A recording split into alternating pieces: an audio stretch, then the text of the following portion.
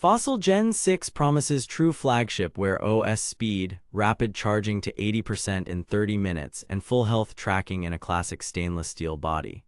Either we've finally reached the Android smartwatch sweet spot, or it's another pretty face with a battery that calls it quits by dinner.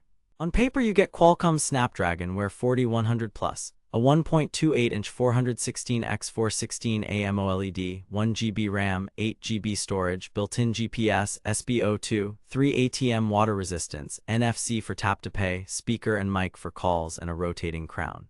Sounds criminally generous for the price, right? Here's what caught my attention.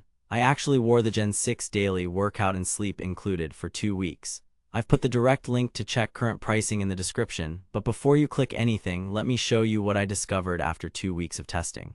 Here's what Fossil says the Gen 6 will do: deliver snappy performance with the 4100 Plus platform, last all day with quick top-ups thanks to rapid charge, track health with continuous heart rate, SpO2, and sleep insights, look and feel like a real watch with a premium steel case and bright AMOLED. Pretty bold claims. Sounds great, right? But here's where things get complicated. Reality check. They claim flagship performance. What you actually get is solid day-to-day speed with occasional hiccups under load. Why? The 4100 Plus is a big step over the older 3100, but it's still a 12nm chip, and Wear OS loves RAM and optimization.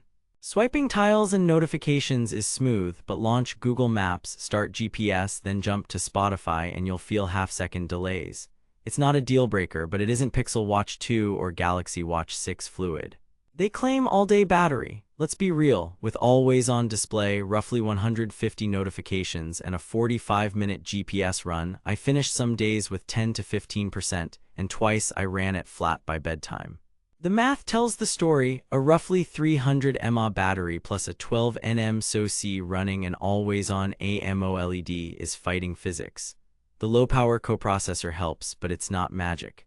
Extended battery modes can stretch to 36 to 48 hours, but at the cost of constant heart rate, AOD, or connectivity.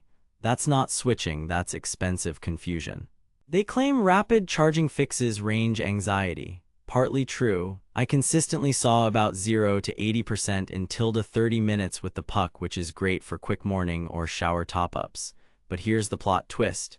It's a proprietary charger that runs warm and can be finicky to align. Lose it on a trip and you're hunting for a specific Fossil puck. They claim serious health tracking. What you actually get is decent casual metrics with caveats. At rest, heart rate matched a chest strap within 2 to 3 BPM. During hit, the optical sensor lagged and occasionally spiked 10 to 20 BPM high. SpO2 hovered between 95 to 97%, but trended suspiciously flat, which lines up with what many wrist sensors do. Good for trends, not medical grade. Sleep detection usually caught sleep-wake correctly, but sleep stages were inconsistent compared to an Oura Ring and a Garmin, more entertainment than diagnosis. They claim smart features like payments, calls, and an assistant. Here's where it gets interesting. Google Wallet works fine once set up. Calls through the speaker are audible but a bit tinny. The assistant situation is messy. After the Wear OS 3 update, the Gen 6 leaned on Alexa because Google Assistant availability was limited on this platform. If you were expecting full Google Assistant parity, temper expectations. And if you're on iPhone, heads up, the Wear OS 3 update made it Android only. That's the twist nobody wants after buying a watch. They claim swimproof. Yes, 3 ATM means hand-washing, rain, and shallow swims are fine. Just don't treat this like a dive tool. Detailed breakdown, battery life and charging. In my tests, mixed use with AOD on and 1 GPS workout yielded 16 to 24 hours. AOD off and fewer notifications pushed it to a comfortable day and a half. Rapid charge is real, about 80% in 30 minutes, full in roughly an hour. The trade-off? Proprietary puck, warm charging, and you'll need those top-ups if you're active. Performance and software, the 4100 Plus with 1 GB RAM is competent.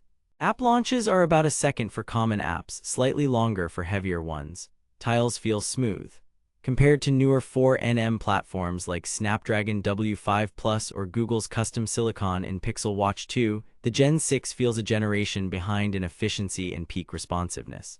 Haptics are okay, not premium. The rotating crown is lovely and makes navigation feel classic. Health and fitness accuracy, daily heart rate trends are fine, but intense intervals show lag.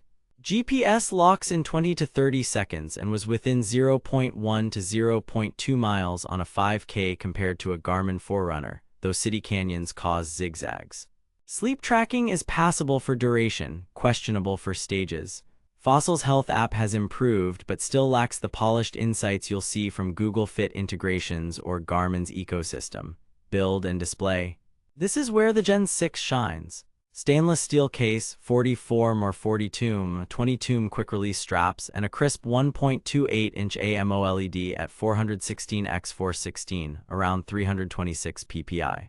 It's bright, colorful, and legible outdoors. Speaker quality is fine for quick calls, music sounds thin. The look, classic Fossil, which is a huge plus if you want a watch that looks like a watch. Here's what nobody tells you. If you update to Wear OS 3, you lose iOS support.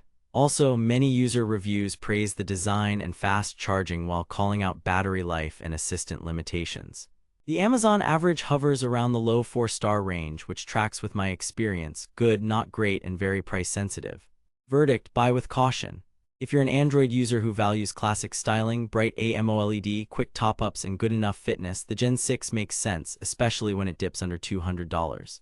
At its original $299 plus price, I'd skip and look at Galaxy Watch 6 or Pixel Watch 2 for better battery management, tighter software, and stronger assistance. Pros: premium design, rapid charging, decent performance, NFC, rotating crown. Cons: average battery, assistant limbo, fitness accuracy that trails sport watches, proprietary charger, and the iOS cutoff after updating. Worth it if style and fast charging matter more than endurance. Stay savage out there. Thanks for watching.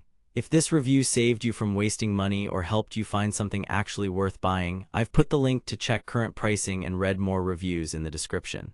And hey, if you do decide to buy through my link, it helps fund these investigations without costing you extra.